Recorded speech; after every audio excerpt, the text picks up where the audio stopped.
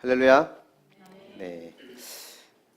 오늘 말씀에는 낯선 지명, 처음 보는 이제 이름들이 많이 나오죠. 성경을 읽다가 이런 본문이 나오면 딱 읽을 맛이 뚝 떨어집니다.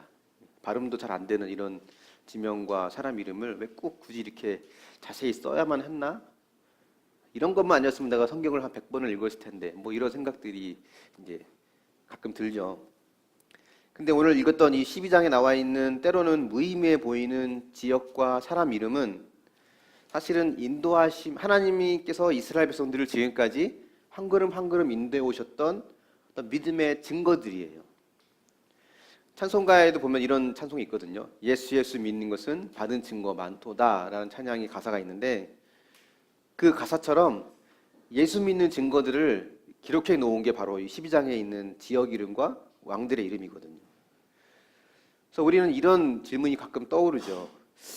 나도 여기 있는 것처럼 그런 믿음의 증거들이 나한테 있나?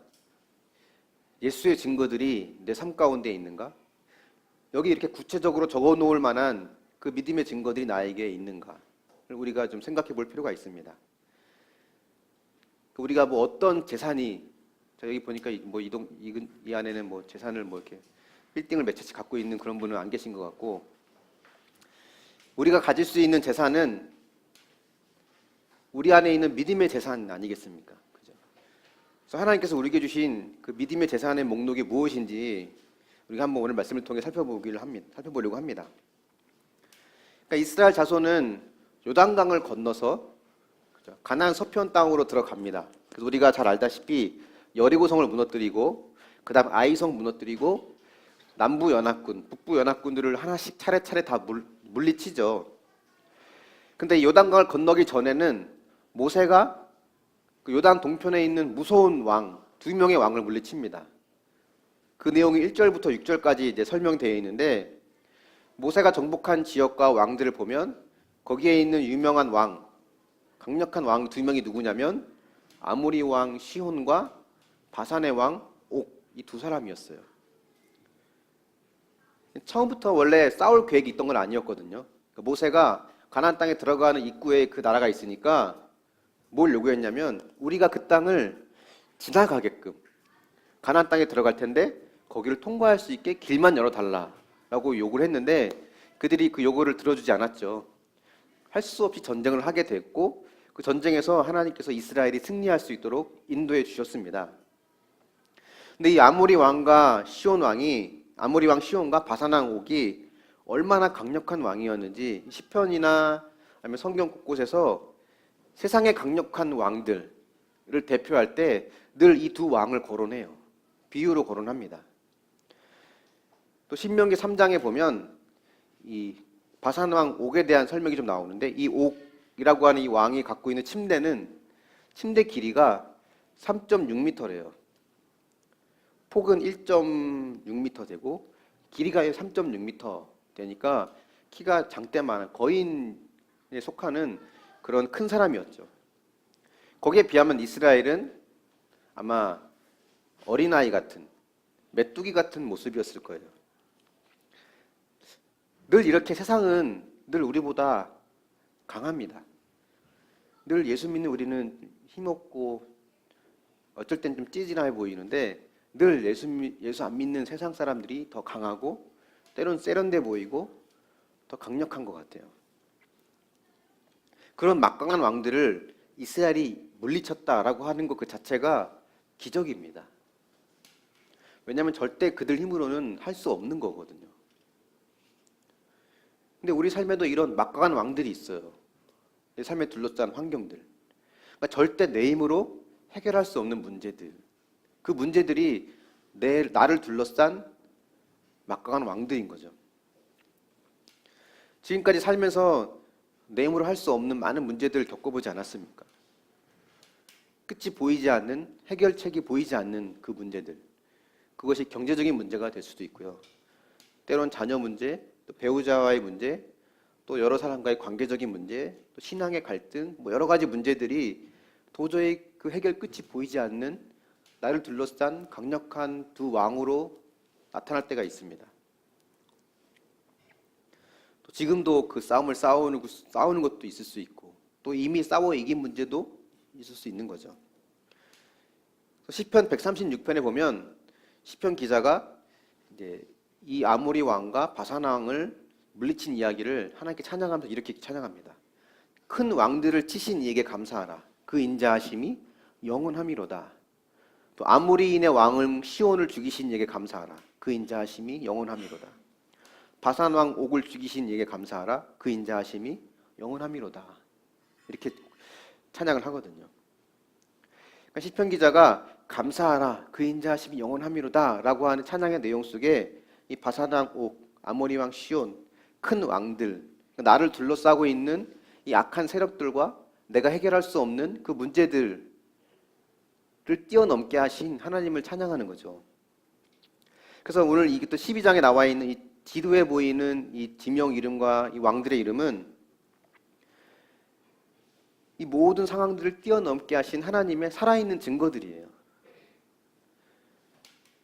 때로는 도저히 해결할 수 없어서 포기하고 싶은 그 문제들, 그 모든 문제들이 바로 여기 나와 있는 이 왕들입니다. 그래서 이 12장에서 기록한 내용은 이 모든 문제를 이기게 하신 하나님을 기억하라는 거죠. 그래서 우리의 재산 목록 1호가 뭐냐면 하나님의 인자하심입니다. 하나님의 인자하심. 그러니까 내 힘으로 할 수 없는 문제들과 내 안에 또 존재하고 있는 세상적인 세력들, 죄성들, 이런 것들을 물리칠 수 있게 하신 것은 하나님의 인자하심이 있기 때문에 가능하다는 거거든요. 그렇다면 인자하심이 과연 뭘까요? 하나님의 인자하심. 인자하다는 말은 뭘 뜻할까요? 이 인자하다는 단어의 원뜻을 살펴보면 확고하다, 절대 바뀌지 않는다라고 하는 뜻이거든요. 그러니까 하나님의 인자하심이라는 뜻은 하나님의 사랑은 절대 바뀌지 않는다는 거예요. 근데 문제는 때로 내가 느끼는 사랑은 자주 바뀌는 것 같아요. 어떤 사건을 주시고 고난을 주실 때 나를 향한 하나님의 사랑은 절대 흔들리지 않는 확고한 것이구나 라는 것이 아니라 오히려 그 반대인 것 같은 느낌을 줍니다. 저도 신앙생활을 하고 또 목회를 하면서 종종 그런 의심이 들거든요. 그런 마음이 찾아옵니다. 아니 하나님 날 사랑한다면서요. 아니 내 아버지라면서요. 라고 하는 그런 질문이 들어올 때가 있거든요.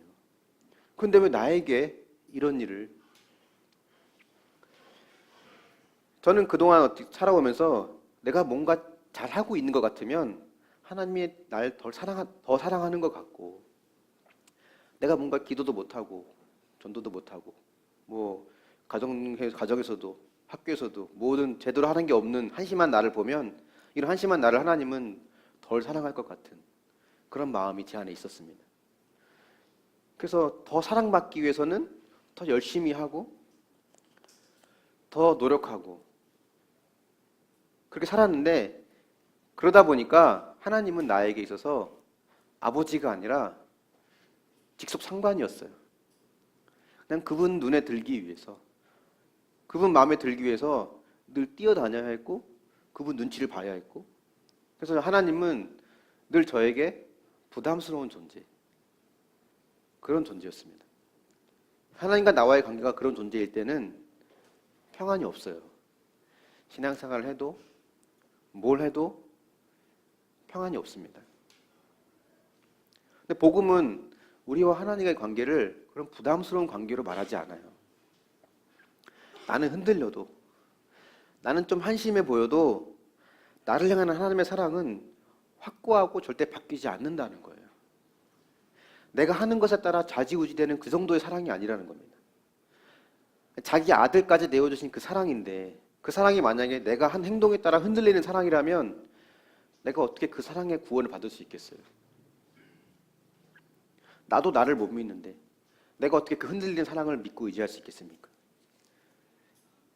그의 인자하심이 영원하다라고 하는 것은 나의 행위 때문에 하나님이 날 사랑하고 귀히 여기는 게 아니라 나의 존재로 그분은 나를 기뻐하신다는 거예요. 그 사랑이 변하지 않는다는 겁니다. 저렇게 크고 강한 유명한 왕들, 아모리 왕과 바산 왕 같은 그 왕들을 내가 어떻게 물리칠 수 있을까요? 모세는 물리쳤는데 내 안에 있는 그런 바산 왕과 아모리 왕 같은 문제들, 내 안에 있는 죄성들을 어떻게 이길 수 있을까요? 어떻게 내가 그렇게 돈 좋아하는 마음, 권력, 인정받고 싶어하고 하는 그 마음을 내가 어떻게 내려놓을 수 있겠습니까? 악하고 게으른 내 안의 습성들을 어떻게 이길 수 있겠어요? 그러니까 우리 힘으로는 못 내려놓아요. 내려놓고 싶어도 내려놓을 수가 없어요. 근데 지금까지 우리가 살면서 겪어왔던 많은 위기들을 때론 이기기도 하고 때론 지금도 싸워나가고 있는데 그렇게 이겨나갈 수 있던 힘은 하나님의 인자하심, 즉 변함없는 그분의 사랑 때문에 가능하다는 거죠. 그래서 내게 주신 사건들, 때로는 하나님 날 사랑한다면서요, 하나님 내 아버지라면서요 라는 말이 나올 수밖에 없게 만드는 내게 주신 그 고난의 시간들이 사실은 하나님이 나를 사랑하는 확고한 변함없는 그 사랑으로부터 나온 것이라는 거예요. 그래서 우리의 삶에 가장 소중한, 정말 소중한 재산 목록이 있다면 인자하신 하나님께서 그분의 기묘한 방법으로, 때론 내가 이해할 수 없더라도 그분의 방법으로 역사하시는 내 인생의 사건 하나하나가 우리에게는 잊지 못할 나의 재산 목록 1호, 2호, 3호가 되는 겁니다. 12장에 나와 있는 이 지명들과 정복한 왕들, 이것이 이스라엘의 재산 목록이라고 한다면 우리에게도 우리에게 정복하게 하신 사건 하나하나가 소중한 재산 목록인 셈인 거죠. 여러분이 지금 싸우고 있는 그 문제 역시도 하나님의 은혜로 우리에게 여기에 기록될 만한 하나의 재산 목록이 될 수 있습니다. 여러분에게 그런 잊지 못할 재산 목록이 많았으면 좋겠어요. 사랑할 수 없는 시부모님을 내가 사랑하고, 이해할 수 없는 부모님을 내가 이해하려고 노력하고, 용서할 수 없는 배우자와 자식을 용서하고, 내게 아픔과 상처를 준 그 사람들을 내가 이해하고 용서하려고 하는 그 마음을 가짐으로 인해서 미움과 상처라고 하는 크고 강한 내 안에 있는 시온과 옥 같은 그 강한 세력들을 물리쳤다고 하는 그 믿음의 재산 목록이 우리 삶 가운데 있기를 바랍니다. 여러분에게는 어떤 재산 목록이 있습니까? 신앙생활을 지금까지 해오면서 여러분에게 있는 믿음의 재산 목록은 뭐가 있나요? 여러분이 겪고 있는 고통스러운 그 사건 하나하나가 그 안에 하나님의 인자하심이 있다는 것을 여러분 느끼십니까? 저에게는 저희 부모님의 부도 사건이 뭐니 해도 가장 큰 재산 목록인 것 같아요. 그 20억 정도 되는 가정의 부도가 아니었다면 지금도 아마 신앙생활을 하지 않으셨을 거고 저의 발목을 계속 잡고 있지 않았을까 싶어요. 그 사건을 통해서 하나님이 부모님의 건강과 생명을 치지 않고 물질을 치셔서 또 하나님을 만날 수 있는 기회를 여전히 남겨놓으신 하나님의 인자하심을 보게 되고, 그걸 통해서 제가 시편 기자처럼 고백이 되더라고요. 시편 기자는 큰 왕들을 물리치신 하나님께 감사하라, 그의 인자하심 영원함이로다, 이렇게 찬양했지만 저에게는 이 부도를 통해서 부모님과 제 안에 있는 자기 의라고 하는 이 죄를 무너뜨려 주신 주님께 감사하라, 그의 인자하심이 영원함이로다라는 고백을 하게 되더라고요. 그렇게 얻은 부모님의 구원은 20억 이상의 돈으로도 구할 수 없는 가장 큰 재산 목록이라고 할 수 있습니다. 그래서 나의 재산 목록 첫 번째는 하나님의 인자하심이에요. 지금은 그 싸움이 힘들고 어렵지만 그 안에 하나님의 인자하심이 있습니다. 그걸 통해서 하나님은 이기게 하실 것이고, 여기 나와 있는 왕들의 이름처럼 여러분의 재산 목록 가운데 그 문제가 당당하게 기록될 수 있습니다. 한번 적용해 보세요. 여러분 삶에 잊지 못할 재산 목록은 무엇이 있습니까? 나를 괴롭히는 크고 강한 시온과 옥은 무엇이 있나요? 배우자입니까? 아니면 자식입니까? 경제적인 어려움인가요? 신앙의 갈등인가요? 이런 시온과 옥은 그런 외부적인 문제와 고난들 뿐만 아니라 내 안에 있는 사라지지 않는 육체의 정욕, 이생의 자랑, 안목의 정욕이거든요. 이런 내 안과 밖에 있는 시온과 옥을 물리친 믿음의 재산 목록이 여러분에게 있나요? 시온과 옥을 물리치는 전쟁 속에서 하나님의 인자하심을 발견하고 감사합니까? 이제 이 안에 있는 두 번째 우리에게 주신 재산 목록을 한번 보려고 합니다. 6절에 보면 6절 말씀 한번 같이 읽어볼게요. 12장 6절입니다. 시작. 여호와의 종 모세와 이스라엘 자손이 그들을 치고 여호와의 종 모세가 그 땅을 루벤 사람과 갓 사람과 므낫세 반 지파에게 기업으로 주었더라. 7절을 보면 여호수아와 이스라엘 자손이 요단 이편, 그 서편 레바논 골짜기의 바알가데서부터 세일로 올라가는 곳까지 쳐서 멸해서 그 땅을 차지했다라는 내용이 나옵니다. 그러니까 모세가 얻은 땅이 있고 여호수아가 얻은 땅이 있어요. 서로 각각 다른 역할입니다. 모세가 만약에 먼저 이 아모리 왕 시온과 바산 왕 옥을 물리치지 않았다면 여호수아는 가나안 전쟁을 시작조차 할 수 없었어요. 들어가는 길목이니까 들어가지도 못했죠. 모세는 여호수아가 가나안 땅에 들어갈 수 있도록 안내하는 역할을 한 거예요. 안내자 역할까지 한 겁니다. 거기까지가 모세의 역할인데 여기에 담겨있는 또 중요한 메시지가 있습니다. 모세는 율법의 대표거든요. 모세가 십계명을 받았고 또 율법서라고 하는 모세 오경을 모세가 기록했잖아요. 그래서 모세는 성경의 율법의 대표입니다. 그러니까 모세가 율법의 대표자로서 여호수아를 가나안 땅까지 인도했다고 하는 것은 율법으로는 우리가 구원을 받을 수 없다는 거예요. 율법이 뭐냐면 내가 뭔가를 하고 하지 않는 걸 말하거든요. 내가 뭔가를 하고 안 한 걸로 인해서 내가 구원을 받거나 내가 평안을 누리거나 안식을 누릴 수 없는 거예요. 율법은 그냥 안내자 역할만 할 뿐입니다. 그래서 신명기와 여호수아를 보면 모세와 이 여호수아가 세대 교체를 잘 이룹니다. 모세가 이렇게 마지막에 얘기했을 것 같아요. 뭐 성경에 나와 있지 않지만 아마 세상을 떠나기 전에 여호수아야, 나는 바산왕 옥을 물리치는 것까지가 내 할 일인 것 같아. 요단강 건너편에서부터는 이제 네가 해라. 나는 여기까지야. 라고 하면서 그 사역을 바톤 터치를 잘 했던 것 같아요. 근데 여기서 중요한 거는 그 대단한 모세도 또 우리가 알고 있는 그 뛰어난 여호수아도 혼자 이긴 게 아니라는 거예요. 모세가 또 여호수아가 각각이 할 일이 달랐고 혼자서 할 수 있는 사람은 아무도 없었습니다. 동편 땅에 있는 적들을 모세가 물리쳤으니까 여호수아가 서쪽을 갈 수 있었던 것처럼 각자가 할 일이 있었고 각자가 그 일을 지켰을 뿐이에요. 그래서 우리가 착각하기 쉬운 게 뭐냐면 마지막에 승리의 깃발을 꽂은 사람이 마치 전부 다 이룬 것처럼 착각할 때가 있습니다. 의외로 우리가 이런 착각을 많이 해요. 내가 누구 때문에 지금 이 자리에 있는지 이걸 기억하라는 거죠.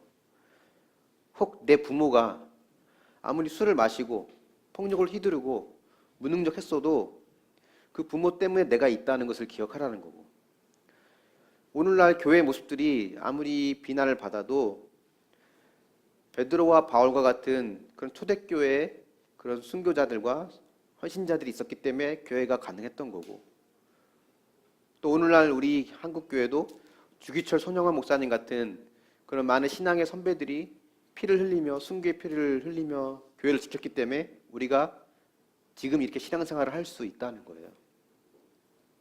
그러니까 내가 아무리 잘났어도, 내가 아무리 잘난 것 같아도 내 힘으로 믿는 게 아니라 믿음의 조상들이 있었기 때문에 우리도 예수를 믿고 신앙생활을 할 수 있다는 거죠. 복음을 전한 사람이 복음을 전하고 한 사람이 그 복음을 받아들이기까지는 평균적으로 한 16번 정도의 복음을 들어야 한대요. 누가 가서 교회 좀 가자, 예수 믿어봐, 거절하고 16번째 가면 이제 그 사람 평균적으로 이제 받아들인다는 거예요. 통계적인 숫자이긴 하지만 이게 뭘 의미하냐면 15번의 거절과 실패가 누군가는 그 사람에게 있었다는 거죠. 내가 누군가에게 복음을 전했는데 그 사람이 바로 예수를 믿었다, 바로 신앙생활을 하게 됐다라고 한다면 내가 하기 전에 이미 누군가가 15번의 실패와 거절을 당했구나.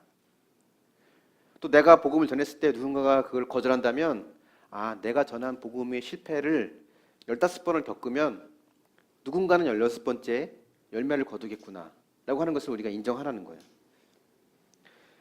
그러니까 모세와 여호수아 같은 슈퍼맨 같은 사람이 있어서 가나안 땅을 차지한 게 아닙니다. 오늘 6절, 7절에 똑같은 말이 반복되는 게 있는데 그게 뭐냐면 여호와의 종 모세와 이스라엘 자손이 그들을 쳤다. 6절에 나와 있고요. 7절에는 여호수아와 이스라엘 자손이 요단 이편 곧 서편 쪽으로 올라가서 땅을 차지했다라고 나옵니다. 그러니까 여호와의 종 모세 또 여호수아 이 둘만 지금 싸운 게 아니라 그들과 이스라엘 자손이 함께 싸운 거죠.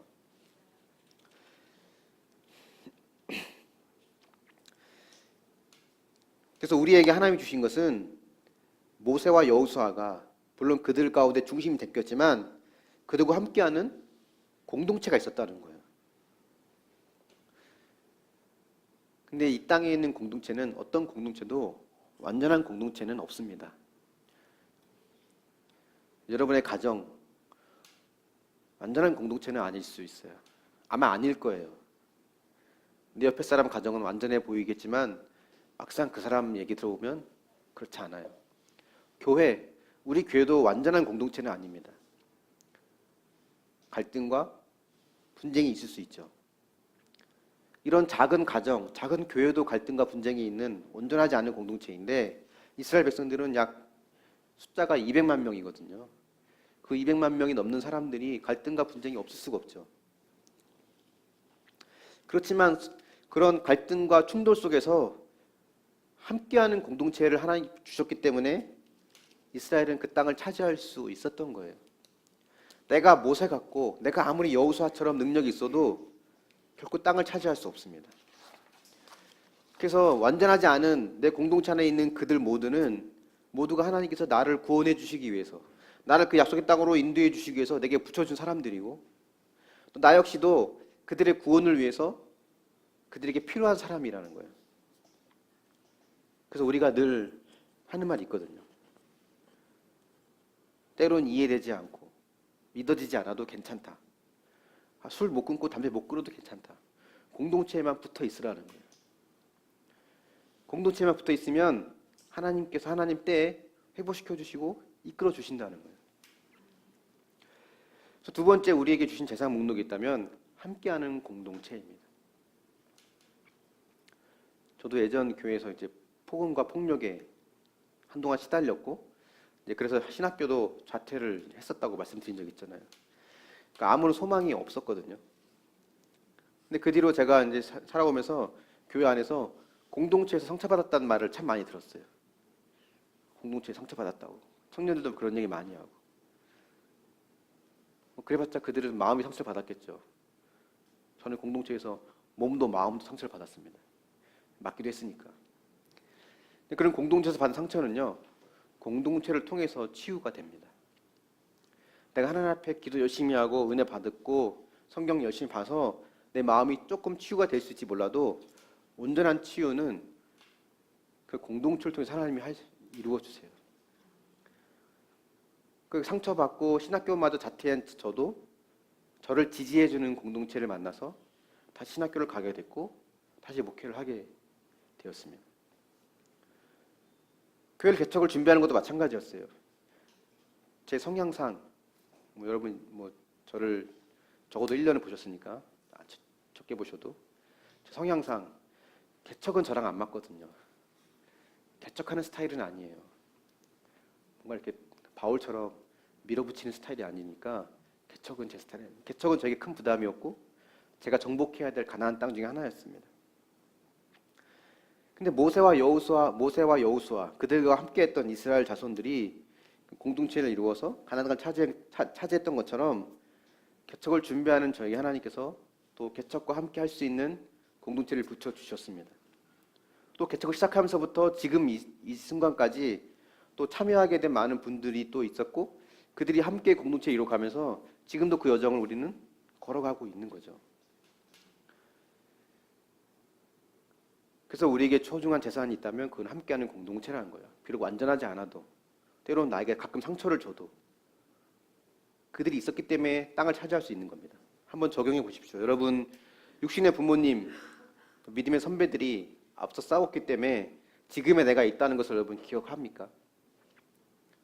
혹 내가 지금 앞세대라면, 부모의 세대라면 부족한 내 가족들을 위해서 내가 싸우고 지켜줘야 될 사명이 내게 있다는 것, 내가 먼저 그 길을 걸어가야 한다는 사명이 있다는 건 여러분 잘 알고 있습니까? 때론 그 사람만 없으면 예수 잘 믿을 것 같고, 우리 교회 공동체 안에, 우리 가정 공동체 안에 그 사람들만 없으면 신앙생활 잘할 것 같은 그런 마음을 때론 들지만, 오히려 그들이 있었기 때문에 내가 믿음을 지킬 수 있었다는 것을 여러분 인정하십니까? 마지막 세 번째 재산 목록을 보면, 우리에게 주신 믿음의 재산 목록 세 번째 뭐냐면 바로 구원자이신 예수 그리스도입니다. 모세를 통해 얻게 한 땅이 있고 여호수아를 통해 얻게 한 땅이 있다고 했잖아요. 근데 율법의 예표라고 할 수 있는 모세가 얻은 땅은 곧 얼마 가지 않아 빼앗깁니다. 하지만 메시아이신 예수님의 예표인 여호수아는 여호수아가 차지한 땅은 영원한 이스라엘의 기업이 돼요. 그러니까 이게 의미하는 바는 내 힘으로 하는 율법적인 것으로는 그 어떤 것도 얻을 수 없다는 거죠. 내 힘으로 내 노력을 하는 일은 결국 실패한다는 거예요. 율법으로는 구원을 얻을 수 없다라는 것을 뛰어넘어서 더 깊이 내 삶 속에서 참된 쉼과 만족을 얻을 수 없다는 겁니다. 깊은 축복과 깊은 구원은 내 힘으로 되는 게 아니라 오직 예수 그리스도 안에서만 가능해요. 그래서 모세가 얻은 땅은 빼앗기지만 여호수아가 빼앗은 땅은 영원히 이스라엘의 기업이 됩니다. 우리가 내 힘으로 하지 못하는 것들 지금까지 많이 겪어보지 않았습니까? 내 감정조차도 내 힘으로 안 되잖아요. 누군가를 용서하고 누군가에게 용서를 구하는 것, 또 내 속에 있는 죄와의 싸움도 내 마음대로 안 됩니다. 내 속에 있는 게으름, 음란, 이기적인 마음들, 또 상대방, 내가 보기에는 부족한 그 상대방을 때론 내가 인정해야 하는 상황들, 내가 하기 힘들죠. 가족은 또 어떻습니까? 여러분 남편, 아내, 자녀, 뭐 어떤 거 하나라도 여러분 생각대로 되던가요? 안 되죠. 내 힘으로 할 수 있는 것은 거의 없습니다. 아예 없다고 해도 무방할 것 같아요. 이걸 인정해야 되는 겁니다. 죽어서 천국 가는 구원은 뿐만이 아니라 이 땅에 살면서 누리게 될 만족과 안식, 쉼도 내 의지와 힘으로는 결코 얻을 수 없어요. 왜냐하면 우리는 100% 죄인이기 때문에 그렇습니다. 완전 부패한 죄인이에요. 쉽게 말하면 구제불능이란 소리입니다. 음식의 재료가 일부만 썩어도, 조금만 썩어도 못 먹거든요. 달걀에 살충제가 조금 있었다고 해서 지금 달걀을 먹는 걸 기피하잖아요. 따지고 보면 여태껏 먹은 것도 있거든요. 여태 수십 년을 먹어왔고. 달걀만 그러겠어요? 찾아보면 달걀 말고 다른 것도 그럴 수 있죠. 하지만 살충제가 조금 있다는 것이 소식을 들으면 먹는 걸 조금 기피하게 되는 것처럼, 약간의 살충제가만 있어도 그 정도인데 우리는 약간의 살충제가 아니라 완전 부패한 구제불능 100% 죄인이라는 거죠. 그러니까 이런 죄인이 스스로 할 수 있는 건 단 하나도 없어요. 근데 오늘 보면 이스라엘과 여호수아는 9절부터 나오는 이 왕들, 지루해 보이는 왕들 31명이거든요. 31명의 왕을 모두 이깁니다.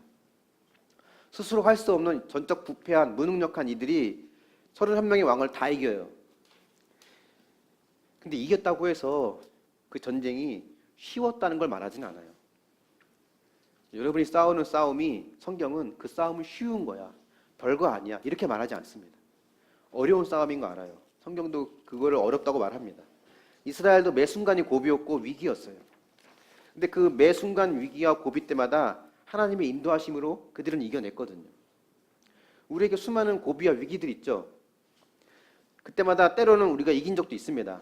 내 안에 있는 강팍함, 우월감, 죄책감, 자만심, 자기 연민, 피해의식, 내 안에 이런 교만, 이 모든 것들을 때로는 보면서 내려놓고 회개하며 조금씩 이겨낼 때도 있고, 또 어떤 경우는 지금도 싸우는 경우가 있고, 또 이겼지만 다시 넘어질 때도 있습니다. 잘 싸우다가도 포기하고 싶을 때도 있죠. 그때 다시 한번 힘을 내서 이 인내할 수 없는 상황을 내가 인내하고 있고, 용서할 수 없는 그들을 내가 용서하고, 받아들일 수 없을 것 같은 이 상황을 내가 받아들이는 그 마음, 그렇게 살아가는 그 삶이 하나님이 우리에게 주신 중요한 재산 목록이 되는 거예요. 우리 보고 여호수아 12장을 쓰라고 하면 우리 안에 그런 내용들이 들어가지 않겠습니까? 올 봄과 여름에 이제 1대 양육을 했습니다. 기억하실지 모르겠어요. 주제 큐티를 우리가 그때 했었거든요. 여러분들이 묵상하면서 적어냈던 주제 큐티들이 있습니다. 또 함께 거기서 나눈 내용들도 있죠. 거기 내용들을 보면 지나온 내 삶을 말씀으로 해석하고, 또 그 속에 있는 내 안에 있는 죄를 발견하고, 또 회개하는 마음을 갖기도 하고, 그래서 그 시간 하나하나가 내 안에 있는 31명의 왕을 하나씩 무너뜨리는 사건들이거든요. 성실하게 잘 해오신 분들도 있어요. 100% 죄인이고 완전 부패한 전적 무능력한 내가 어떻게 그럴 수 있을까? 내 의지로 될까 그게? 착해서? 성실해서 될까요? 그렇지 않습니다. 가능한 이유는 내 안에 복음이 있기 때문에 가능한 거예요. 나는 100% 죄인이지만 100% 오르신 주님께서 내 안에 계시기 때문에 그 주님 때문에 내가 버티고 참고 살아가는 거죠. 그래서 이 힘든 과정을 버티고 견디게 하시는 내 안에 예수 그리스도, 그분이 나의 소중한 재산 목록이 됩니다. 내가 겪고 있는 고통을 이미 겪으셔서 나보다 그 모든 상황을 잘 아시는 주님, 누구보다 내 마음을 잘 아시는 그 주님께서 내 삶을 인도해 가심으로 인해 더 많은 승리 소식들이 우리 삶 가운데 있기를 바랍니다.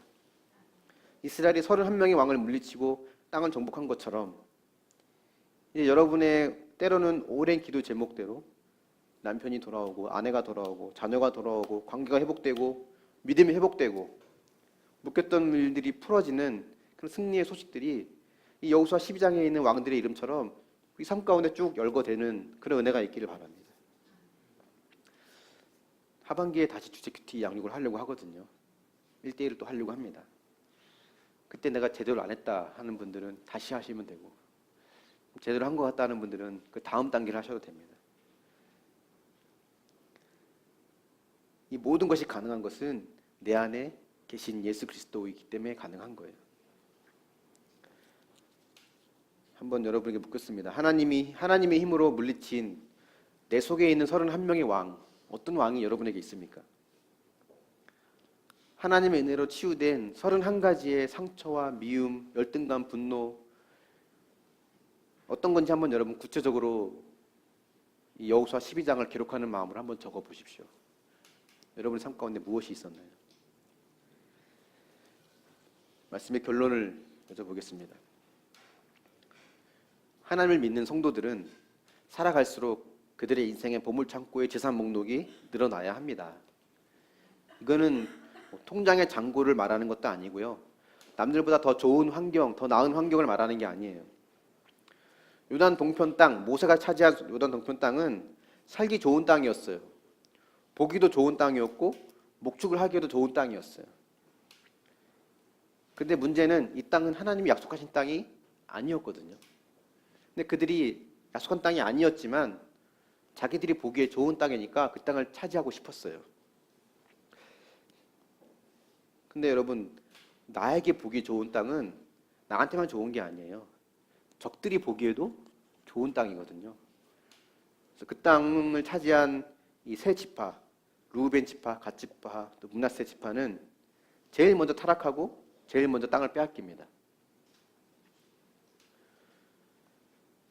이 땅을 훗날 빼앗기게 되는데, 이 땅을 빼앗긴 이유는 사실은 그 땅이 약속의 땅이 아니어서가 아니에요. 땅의 문제가 아닙니다. 땅이 문제가 있어요. 땅은 잘못 없어요. 그 땅을 선택한 인간의 마음이 문제죠. 물론 그들이 처음에는 약속을 잘 지켰습니다. 비록 그 땅을 차지했더라 하더라도 강을 건너서 전쟁 끝날 때까지 제일 앞장서서 싸웠어요. 그리고는 돌아와서 믿음을 잘 지켰습니다. 하지만 얼마 가지 않아 그들은 타락했고 변질되기 시작했죠. 결국 그 땅을 빼앗깁니다. 그들이 눈에 보기에 좋은 걸 선택했지만 당장은 문제가 되지 않았더라도 결국은 그들은 망하게 되죠. 그러니까 내 눈에 보기 좋은 것, 이걸 내려놓는 게 우리의 재산 목록을 늘려가는 중요한 하나의 열쇠 중에 하나가 됩니다. 창세기 6장에 보면 노아의 홍수 때 그 당시 살던 사람들의 모습을 한 문장으로 표현하거든요. 하나님의 아들들이 사람의 딸들을 자기 눈에 보기에 좋은 대로 취해서 결혼하고, 결혼의 타락, 성적인 타락을 그때 묘사하는 건데 자기들 보기에 좋은 걸 취했어요. 하와는 어떤가요? 창세기 3장에 보면 선악과를 따먹으라고 뱀이 유혹할 때 하와가 보니까 먹음직하고 보암직하고 지혜롭게 할 만큼 탐스러워 보였거든요. 내 눈에 좋아 보이는 거예요.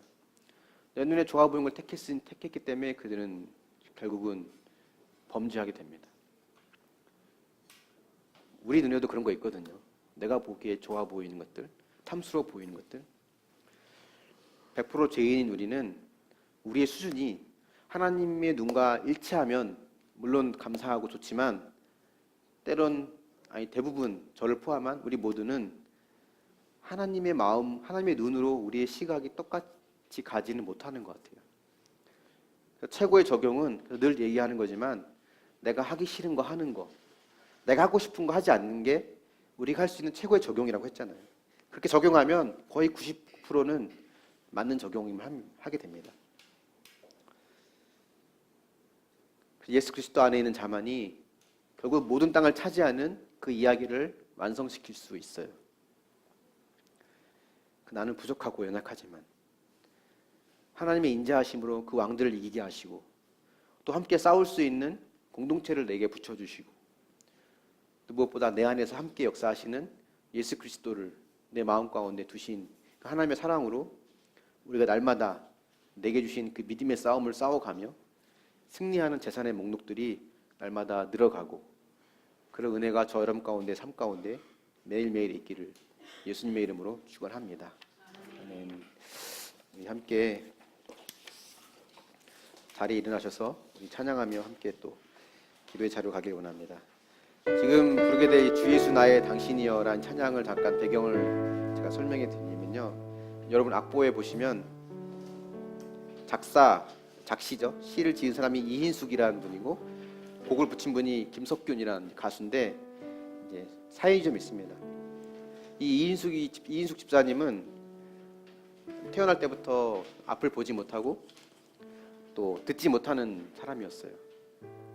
늘 어둠 속에 암흑 속에 살아가는 침묵 속에 살아가는 사람이었는데 하나님이 그 인생 가운데 찾아오신 것 같아요. 기적적으로 앞을 보게 되고 이제 귀를 듣게 됩니다. 그래서 그 마음을 담아 이 가사를 썼고 김석균이라는 분이 가수가 이 곡을 붙였죠. 그래서 이 집사님이 결혼할 때 이제 이 곡으로 축가를 불렀는데 이제 주례자, 신랑, 신부, 하객 모두가 하나님의 은혜, 감동으로 눈물바다가 됐다고 하는 그런 이야기를 들은 적이 있습니다. 때론 여기 가사처럼 빛이 없고 들리지 않는, 보이지 않고 캄캄한 암흑 속에 있는, 침묵 속에 있는 우리의 삶이 느껴질 때가 있거든요. 그때 찾아오시는 주님, 나를 만나주신 주님, 때론 포기하고 싶은 순간 속에서 하나님은 내게 오셔서 나의 믿음의 재산의 목록을 만들어 가시는 그 승리의 은혜를 경험하게 하시는 주님, 그분을 우리가 또 만나고 찬양하는 시간이 될 수 있길 바랍니다. 우리 함께 주 예수 나의 당신이여 찬양하며 함께 나가옵니다.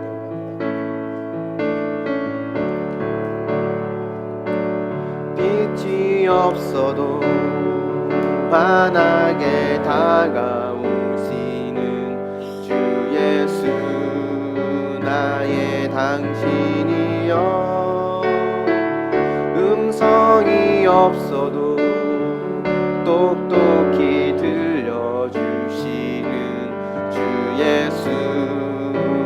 나의 당신이여 당신이 있음으로 나도 있고 당신의 노래가 머물므로 나는 부를 수 있어요 주여 꽃처럼 향기 나는 나의 생활이 아니어도 나는 당신이 좋을 수밖에 없어요 주 예수 나의 당신이여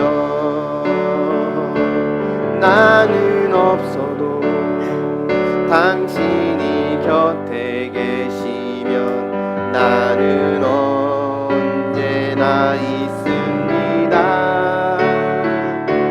나는 있어도 당신이 곁에 없으면 나는 언제나 없습니다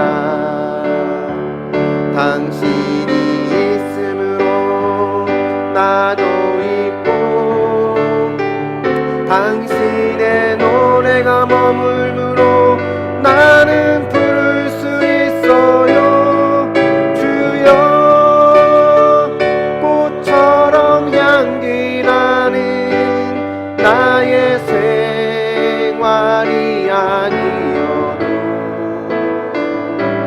나는 당신이 좋을 수밖에 없어요 주 예수 나의 당신이여 당신이 있음으로 나도 있고 당신의 노래가 머물므로 나는 부를 수 있어요 주여 꽃처럼 향기 나는 나의 생활이 아니어도